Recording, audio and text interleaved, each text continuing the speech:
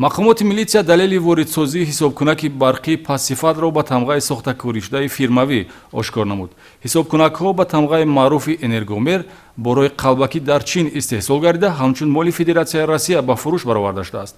аз ин кирдори ҷиноятӣ намояндаи ҷамъияти саҳомии энергомер дар ҷумҳурии Тоҷикистон зарари моддӣ дидааст.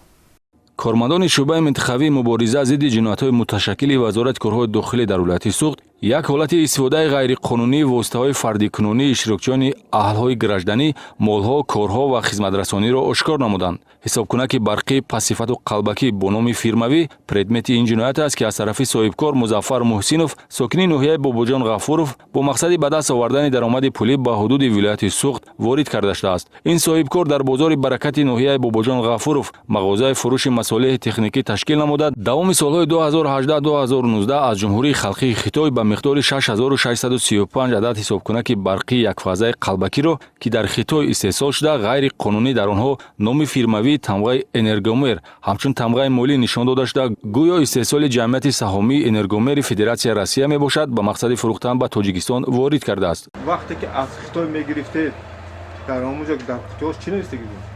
дар хутиёш расистка навистагӣ ле.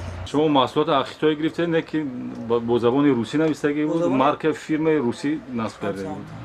қобили қайд аст, ки дар ҳудуди вилояти суғд ҷамъияти дорои масъулияташ маҳдуди Алиеви шаҳри Конибодом расман намояндаи ҷамъияти саҳомии энергомер буда, роҳ додани чунин ҳаракатҳо аз ҷониби соҳибкор Муҳсинов ба корхонаи мазкур 530800 сомонӣ зарари моддӣ расонида шудааст. дар идомаи чорабиниҳои оперативӣ дар дигар фурӯшгоҳҳои ҳудуди бозори Баракат низ ҳолатҳои ба фурӯш гузоштани ҳисобкунакҳои барқии қалбакӣ ошкор карда шуда, санҷишҳо идома дорад. аз рӯи ҳодиса бо моддаи 275 кодекси ҷиноятӣ парвандаи ҷиноятӣ оғоз карда шудааст. ба маълумоти шаҳрвандон мерасонем, ки дар раёсати мубориза зидди ҷиноятҳои муташаккили вазорати корҳои дохилӣ ва зерсохторҳои он дар вилоятҳо хадамоти махсуси оперативии муборизабаранда бар зидди ҷиноятҳо ва ҳифзи моликияти зеҳнӣ фаъолият дорад. шахсони ҳуқуқиву воқеӣ метавонанд барои ҳимояи ҳуқуқи муаллифӣ ва дигар манфиатҳои моликияти зеҳнӣ муроҷиат намоянд.